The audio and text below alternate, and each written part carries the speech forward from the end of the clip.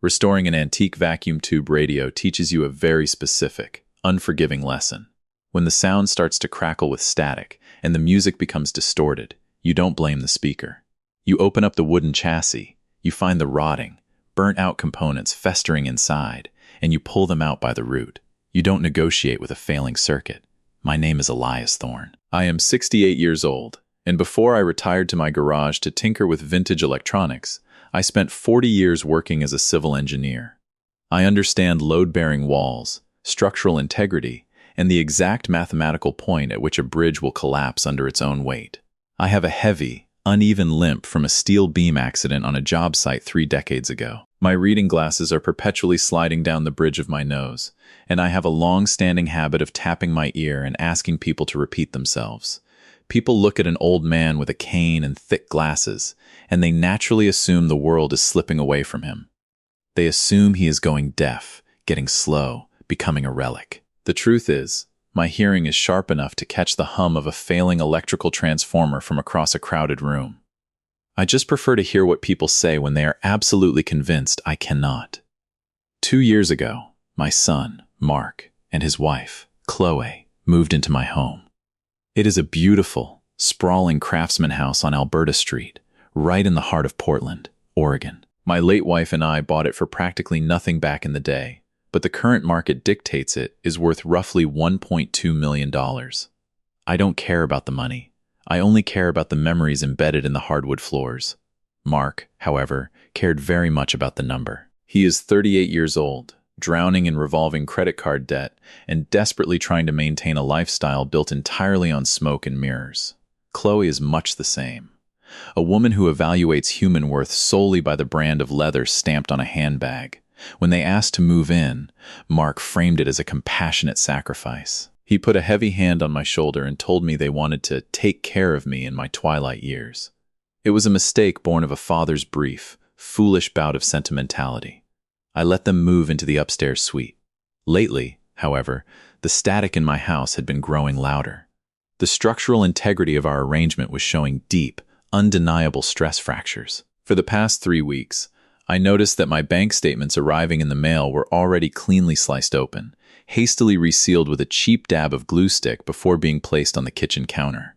More concerning was Mark's sudden, highly patronizing interest in my daily cognitive functions. At breakfast, he would look at me over the rim of his coffee mug and ask, with exaggerated slowness, "Dad, do you remember what day it is today?" Or he would follow me into the kitchen and ask, "Did you remember to turn off the stove after you made your tea?" I built highway overpasses that carried 10,000 cars a day. I do not forget to turn off a stove, but I played along. I tapped my ear, squinted my eyes, and gave him the confused, slightly befuddled answers he was so desperately fishing for. I wanted to see exactly how deep the rot went before I decided how to cut it out. It was Thursday evening. The rain was drumming a steady, cold rhythm against the roof of the detached garage. The air was thick with the sharp, metallic scent of pine rosin and melting solder. The yellow glow of my workbench lamp illuminated the delicate wiring of a 1938 Zenith console I was painstakingly bringing back to life.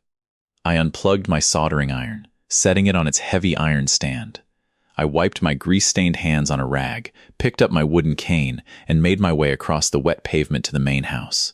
The house was warm, but it felt heavy. From the upstairs ceiling, I could hear the heavy, rhythmic thud of Chloe's footsteps pacing back and forth across the hardwood. I walked into the kitchen and warmed a small pan of milk on the stove. It was an old, ingrained habit from when Mark was a little boy and struggled with night terrors. A glass of warm milk used to make him feel safe. I poured the milk into a glass, gripping my cane with my other hand, and began the slow, methodical climb up the wooden staircase. The joints in my knee popped with every step. I reached the top landing at exactly 8:15. The hallway was entirely dark, save for a thin, sharp slice of light spilling out from the slightly cracked door of Mark's home office. I walked quietly toward it, raising my hand to push the door open and offer my son the glass. But I didn't push the wood. I stopped. I heard his voice drifting through the narrow crack. He was on the phone, and the words I heard next told me that the foundation of my family hadn't just settled. It had completely collapsed. There is a distinct, greasy charm my son uses when he is trying to negotiate his way out of a late fee or secure a loan extension he has no business getting. It is a slick, artificial cadence. That was the exact tone vibrating through the narrow slit of the cracked bedroom door. I stood perfectly still in the dark hallway, the glass of warm milk resting heavily in my right hand, my cane planted firmly on the hardwood to keep the weight off my bad knee. "Yes, that's correct. The secured wing," Mark was saying, his voice projecting clearly into the quiet space. He was speaking to an intake coordinator, and within 3 sentences, I knew exactly which facility he had called. Peenhaven. It was a bleak, cinder-block institution located out near the industrial park, bordered by a noisy interstate and a discount lumber yard. Peenhaven wasn't a place you sent a loved one to heal or rest. It was a state-subsidized warehouse for the forgotten. It was famous in the community for smelling perpetually of industrial bleach and neglect, a place where understaffed nurses locked the doors and waited for nature to take its slow, miserable course. "He's completely losing it," Mark continued, letting out a heavy, manufactured sigh of fake exhaustion. "He leaves the stove on. He wanders around the garage talking to antique radios. It's becoming a severe safety hazard for my wife and me. We just can't provide the level of care he requires anymore." There was a pause as the person on the other end spoke. Then I heard the sharp, metallic clink of a glass being set down on a coaster. It was Chloe. "Make sure they understand he needs to be on a closed floor, Mark." Chloe's voice chimed in, sharp and impatient. "If he wanders out into traffic and gets himself lost, the police get involved, and it severely delays the probate process." "I know. Babe, I'm handling it," Mark whispered back to her, before returning to his full volume for the phone. "Yes, the dementia ward. No, he won't be a problem. We have the medical power of attorney already sorted out. It's fully signed." "Yes, I'll be dropping him off first thing Saturday morning." He ended the call. The electronic chime of the phone hanging up echoed in the room. "Saturday," Chloe said, letting out a sharp, breathless laugh of relief. "God, I thought this was going to take months. Once we pay off the Amex and the lease on the Audi, we'll still have almost $1 million left over to buy that penthouse in the Pearl District." "I told you I had a plan," Mark replied, the sound of a high five slapping through the air. "Once he's locked in there, the house is ours now. We listed on Monday. I already talked to the realtor. She says the market in this neighborhood is red hot. We'll have a cash buyer in a week." In structural engineering, there is a concept known as the yield point. It is the precise mathematical moment a material gives way under unbearable stress, transitioning from elastic flexibility to permanent, irreversible deformation. It is the absolute point of no return. Listening to the boy I raised. The boy I built wooden trains for, the boy whose scraped knees I bandaged. Casually trading my freedom and my dignity for a real estate listing was my yield point. I looked down at the glass of warm milk in my right hand.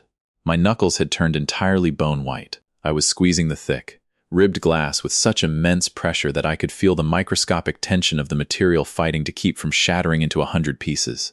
But my hand did not shake. The surface of the milk remained a perfectly smooth, pristine, unbroken white disc. Not a single drop splashed against the rim. Not a single ripple disturbed the surface. There was no sadness. There was no sudden rush of tears or theatrical gasp of betrayal. You don't scream at a collapsing building. You don't try to negotiate with a failing foundation. You simply step back, let it fall, and then you aggressively clear the rubble. I didn't push the door open to confront them. I didn't demand an explanation they didn't deserve. I simply pivoted on my good leg, using the rubber tip of my cane to absorb my weight silently, and walked back down the wooden staircase. I went straight into the kitchen. I poured the warm milk down the stainless steel sink, watching it swirl and vanish down the dark drain. I rinsed the glass in cold water, dried it meticulously with a towel, and placed it back in the cupboard. Then, I put my heavy canvas coat back on and walked out into the freezing Oregon rain, heading straight for the detached garage. I walked over to my workbench and looked at the 1938 Zenith radio. It was a beautiful machine, but the rot inside it was spreading. I reached out, grabbed the thick black power cord, and violently yanked it from the wall outlet. The warm yellow light of the vacuum tubes instantly flickered and died, plunging the workbench into absolute darkness. The sentimental old father died with it. The demolition schedule was officially set. The detached garage of the Alberta street house was my sanctuary. It was built solidly, framed with old-growth timber that didn't creak in the wind. I walked past the darkened workbench, past the shelves lined with oscilloscopes and testing meters, and stopped at the very back corner. I rolled a heavy, steel tool cabinet out of the way. Beneath a thick rubber anti-fatigue mat was a flush-mounted, waterproof floor safe. I knelt down, the cold concrete pressing against my bad knee, and spun the brass dial. 32 right, 14 left, 28 right. The heavy locking bolts retracted with a dull, heavy clack. Inside wasn't gold or stacks of cash. It was the absolute, unshakable bedrock of my legal existence. It contained the original deeds, the titles, and a secure laptop connected to a closed-circuit camera system I had installed inside the main house 3 years ago, following a string of daylight burglaries in the neighborhood. Mark and Chloe didn't know about the cameras. To them, I was just an analog relic who barely understood how to program a microwave. I booted up the laptop. The screen bathed my face in a cold, blue glow. I accessed the hidden pinhole camera located in my ground floor study, the room where I kept my filing cabinets. I didn't need to search blindly. I had heard Mark mention the paperwork on the phone. I scrubbed the video timeline backward, watching the days rewind at double speed, looking for any unauthorized entry into my private space. I found it on Tuesday afternoon at 2:15 p.m. On the screen, my son walked into my study. He wasn't casually looking for a pen. He moved with the hurried, nervous energy of a thief. I watched in the silent, high-definition footage as he pulled a ring of master keys from his pocket. Keys he must have secretly copied, and unlocked my bottom filing drawer. He pulled out a stack of my old tax returns, but he didn't care about the numbers. He cared about the bottom of the pages. He set them on my mahogany desk, pulled a fresh, crisp legal document from his own folder, and laid it out. I watched my 38-year-old son hold a piece of tracing paper against the glass of the window, using the afternoon sunlight to perfectly capture the exact loops and sharp angles of my signature. He practiced it 6 times on a scrap piece of paper. Then, he sat down in my leather chair, picked up a heavy black pen, and signed the official document. He even pulled a notary stamp out of his pocket, likely borrowed or stolen from a corrupt contact in the real estate business, and pressed it firmly onto the bottom corner of the page. I zoomed in on the document. The text at the top of the page was bold and undeniable, durable medical power of attorney. In the span of 5 minutes, Mark hadn't just plotted to move me into a facility. He had actively committed felony fraud. A medical power of attorney, once enacted, strips a man of his bodily autonomy. It gives the holder the absolute right to dictate medical care, force institutionalization, and take control of an estate under the guise of guardianship. He wasn't just planning to send me away. He was legally erasing me. He was forging the chains to lock me inside a dementia ward where no one would ever listen to my protests, all while he sold the roof over my head.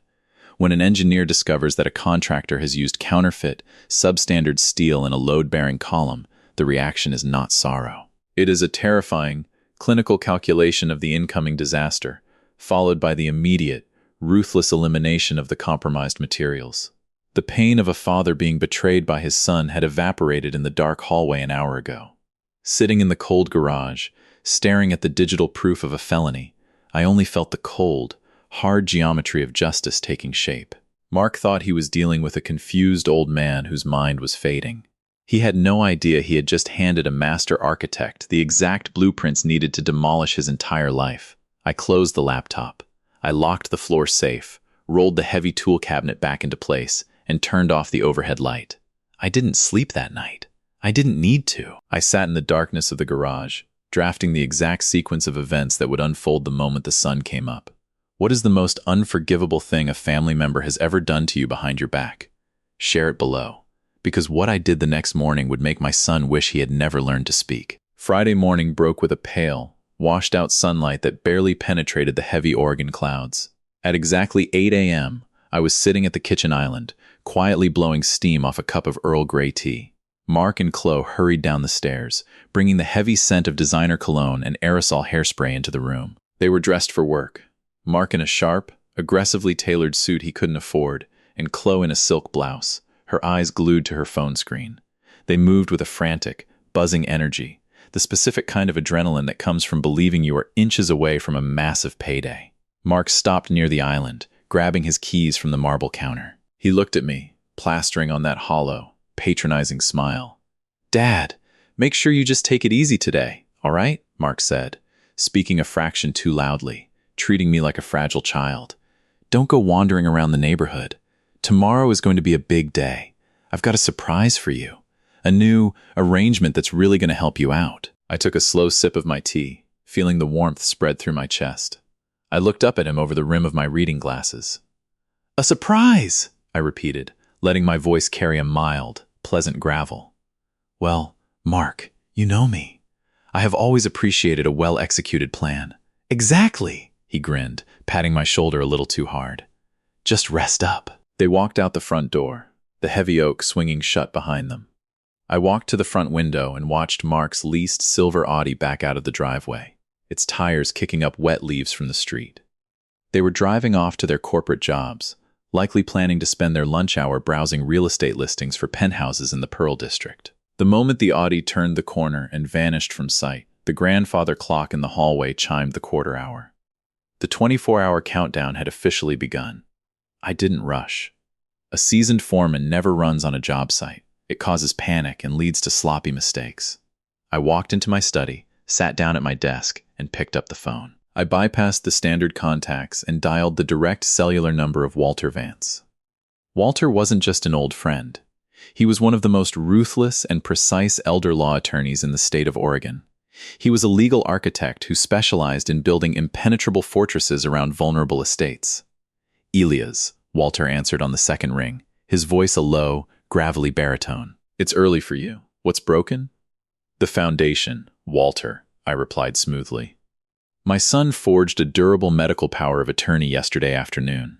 I have the entire act recorded in high-definition video from a concealed security camera, and I have the timeline of his communications with the Pine Haven Dementia Ward. There was a profound, heavy silence on the other end of the line. When Walter finally spoke, the casual warmth of an old friend was entirely gone, replaced by the razor-sharp focus of a litigator going to war.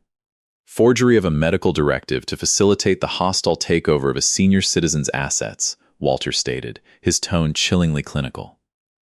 That is felony elder financial abuse. Send me the video file immediately. Already sent, I said, clicking the mouse on my laptop. I am pulling my paralegals off every other case, Walter commanded. I will have an emergency ex parte temporary restraining order on a superior court judge's desk by 10 o'clock this morning. Given the threat of forced medical institutionalization, the judge will sign it instantly. By 5 o'clock today, Mark and Chloe will be legally barred from coming within 500 feet of you or your property. Make sure the order legally revokes their residency status, I instructed, tapping my pen against the desk. With a TRO based on physical and financial threat, their tenant rights evaporate the second the ink dries, Walter assured me. They won't just be evicted, Elias. They will be classified as hostile trespassers. I hung up the phone. The legal wrecking ball was in motion. Now, it was time to clear the site. At 9:30 a.m., a commercial locksmith van pulled into my driveway. I didn't just ask him to rekey the doors. I had him completely bore out the old hardware and install heavy-duty, reinforced smart locks on every exterior door. At 10 a.m., a rapid response moving and packing crew arrived. I didn't pack my son's belongings myself. I am an engineer. I hire contractors to do the heavy lifting. I stood in the upstairs hallway with my cane, pointing to the master suite. Everything in that room, I told the crew chief, my voice echoing off the hardwood. Every suit, every shoe, every piece of jewelry. Box it up, but do not scratch my floors. While Mark and Chloe sat in a downtown Starbucks, sipping $8 lattes and calculating the commission on a $1.2 million house sale, a heavy titanium drill was aggressively shredding the brass lock on their front door. While they excitedly showed each other pictures of luxury cars on their phones, a team of strangers in work boots was callously dumping Chloe's designer handbags into standard brown cardboard boxes. The structural supports of their entitlement were being systematically removed, beam by beam. They thought they owned the house. They didn't even own the doorknobs anymore. At 6:15 p.m., the freezing Portland rain had finally stopped, leaving a heavy, damp mist hanging over Alberta Street. Inside the Craftsman House, the atmosphere was entirely different. It was calm, precise, and absolute. I was sitting in my leather armchair, resting both hands on the smooth, polished wooden head of my cane. To my left stood Walter Vance, holding a thick, manila legal folder. To my right stood Officer Miller, a seasoned Portland police veteran with a stern face, his hands resting casually on his heavy-duty belt. We were a structural reinforcement team, standing quietly in the center of the room, waiting for the condemned building to finally collapse in on itself. At exactly 6:30 p.m., the leased silver Audi pulled into the driveway. Through the large front window, I watched Mark and Chloe step out. Mark was holding a dark green bottle of expensive champagne, likely purchased on a soon-to-be-maxed-out credit card to celebrate their impending real estate windfall. They walked up the stone path, laughing about something, completely oblivious to the fact that they were walking straight into a legal wood chipper. As they reached the porch, they stopped abruptly. Stacked neatly against the cedar siding were 6 heavy, uniformly taped brown cardboard boxes containing the entirety of their superficial lives. Chloe pointed at them, her brow furrowed in annoyance. Mark just shook his head, marched up to the front door, and jammed his brass key into the lock. It didn't slide in. The new reinforced smart lock completely rejected the old metal. Mark rattled the handle violently. He pulled the key out, checked it, and aggressively shoved it back against the cylinder, his face flushing red with sudden, sharp frustration. "Dad!" he shouted, pounding his fist heavily against the solid oak door. "Dad, open the door! The lock is jammed! Open up! I didn't rush!" I slowly stood up, placing my weight firmly onto my good leg and my cane. I gave a single nod to Walter and Officer Miller. I walked down the hallway, reached out, and turned the heavy deadbolt. I pulled the door open wide. Mark's angry, entitled expression instantly faltered. He clearly expected to see a confused, fragile old man cowering behind the wood, ready to be bullied. Instead, he found a wall of absolute legal and physical authority. He saw the sharp, unyielding glare of a civil engineer, the tailored suit of a high-powered attorney, and the silver badge of a police officer. What the hell is this?" Mark stammered, his voice shrinking. The bottle of champagne suddenly looked absurdly out of place in his hand. He glanced at the boxes on the porch, then back to the officer. Chloe stepped up behind him, her eyes wide with rising, frantic panic. Mark tried to regain control.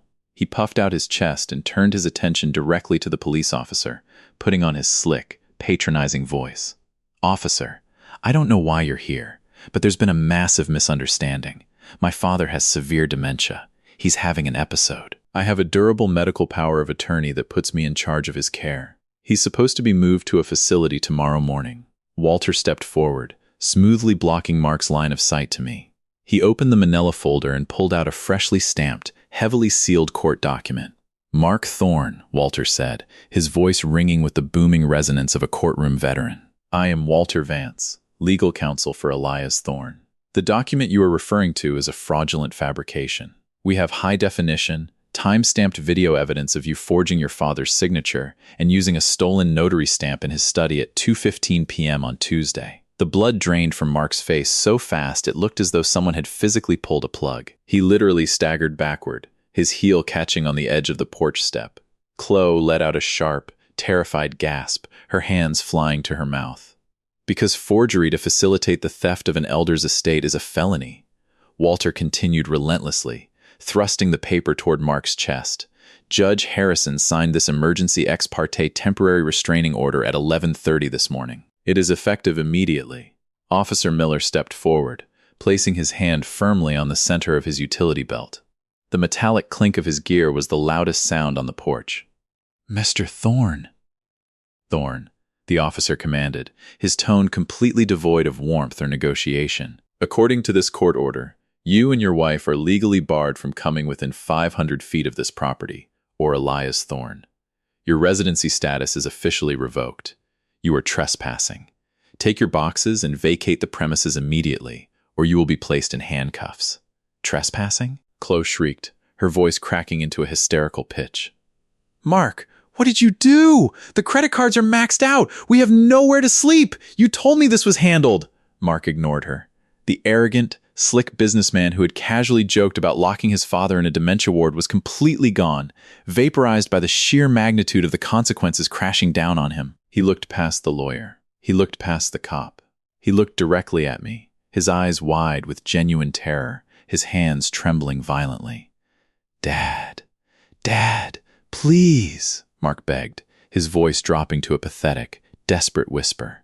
"You can't do this. I'm your son. I'm family. You can't just throw me out into the street with nothing. Please, we can talk about this." I looked at him. I didn't feel a shred of pity. When a diseased beam threatens to bring down the roof, you don't offer it comfort. You remove it, and you don't look back. I leaned slightly on my cane, looking directly into the eyes of the man who had tried to steal my freedom. "You thought you were dealing with a senile old man ready for a cage," I said, my voice steady, cold, and echoing with the absolute finality of a closing steel vault. "Unfortunately for you, my mind is clearer than your future." I stepped back into the warmth of the hallway. "Get them off my porch, officer," I said quietly. Then, I firmly pushed the heavy oak door shut, hearing the new smart lock engage with a loud, impenetrable click. I watched through the front window as they hauled the 6 heavy cardboard boxes down the wet driveway. The expensive bottle of champagne had been left sitting on my porch, rapidly losing its chill in the damp evening air. Chloe was crying hysterically, her expensive heels slipping on the wet concrete as she struggled with a heavy box of cosmetics. Mark was completely silent. The profound, crushing weight of his newly destroyed reality had paralyzed him. He shoved the boxes into the back seat of his leased Audi, his movements sluggish and completely devoid of the arrogant swagger he had carried just 10 hours prior. When the silver car finally pulled away from the curb, disappearing into the Portland mist, the deep, structural silence of the house returned. It wasn't the heavy, anxious silence of waiting for an impending disaster. It was the clean, breathable peace of a site that had been safely demolished and cleared of all debris. Walter didn't just stop with the eviction. When you hire an apex predator of elder law, they do not leave a job half-finished. First thing Monday morning, Walter formally submitted the high-definition video of the forgery to the district attorney's office.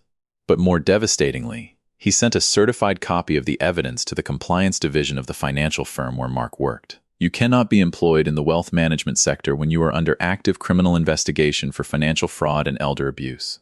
Mark was suspended without pay by Tuesday afternoon. With their credit cards maxed out and their incomes suddenly severed, the leased Audi was repossessed within a month. I heard through a distant relative that they spent that first weekend sleeping in a cheap, roadside motel near the interstate, right down the road from the very same discount lumberyard that bordered the Pine Haven dementia ward. He had built his own cage. He just didn't realize he was going to be the one living inside it. But I didn't spend my time dwelling on their ruin. A good engineer focuses on the integrity of what remains standing. Saturday morning broke with brilliant, piercing clarity. The heavy rain clouds had finally fractured, allowing bright, golden Oregon sunlight to flood through the large bay windows of the Craftsman house. I walked into the kitchen at exactly 8 o'clock. This was the exact hour Mark had proudly scheduled to drive me away, to lock me behind the heavy steel doors of a forgotten ward so he could call a real estate agent. Instead, I stood in my own kitchen, perfectly free. I ground fresh coffee beans. I listened to the quiet, comforting hum of the refrigerator. The air smelled of roasted coffee and old wood, untainted by designer cologne or the bitter undercurrent of deceit. I poured my coffee into a ceramic mug, picked up my cane, and walked out to the detached garage. The air inside the workshop was cool and still. I walked past the heavy steel safe hidden beneath the floor mat and sat down at my workbench. The 1938 Zenith vacuum tube radio was sitting exactly where I had left it, its wooden chassis open, exposing the complex, intricate wiring within. I picked up my soldering iron. I spent the next 2 hours working with absolute, unhurried precision. I removed the last of the corroded, failing capacitors. I stripped the frayed wires, binding the raw copper tightly before sealing them with fresh, gleaming silver solder. I replaced the burnt-out vacuum tubes with pristine glass cylinders. I didn't rush the process. True restoration requires patience and a steady hand. When the final connection was secured, I carefully slid the heavy wooden casing back over the chassis and tightened the brass screws. I plugged the thick, black fabric cord into the wall outlet and reached for the heavy bakelite dial. I clicked it on. There was a brief moment of silence. Then, a soft, warm amber light began to glow from the glass tubes, illuminating the intricate dial face. A low, powerful hum vibrated through the solid wood. I turned the tuning knob, dialing through the frequencies until the static completely vanished, replaced by a signal of absolute, crystalline clarity. The smooth, rich trumpet of Louis Armstrong filled the garage, the melody completely free of distortion. The rot had been surgically removed. The The connection was flawless. I leaned back in my chair, resting my hands on my cane, and let the music wash over me. Family isn't blood, it's respect. And when respect rots, you don't paint over it. You tear it out by the roots. If you believe elders should be protected and respected, not treated as stepping stones, tap that like button. Make sure to subscribe, because sometimes the quietest people deliver the loudest justice.